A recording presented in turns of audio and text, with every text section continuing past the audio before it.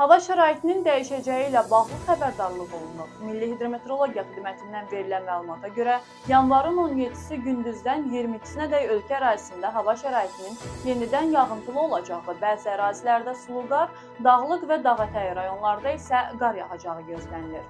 Yağıntıların ayrı-ayrı yerlərdə intensivləşəcəyi ehtimal olunur. Bəzi ərazilərdə şimal-qərb küləyinin güclənəcəyi gözlənilir.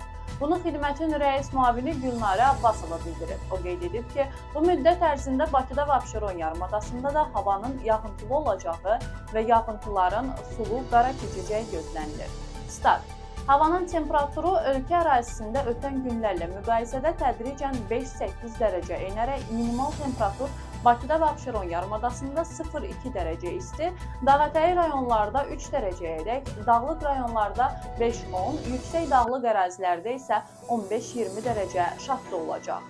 Dağlıq və dağətəyi rayonlarda bəzi yollar buz bağlayacaq. Statın sonu.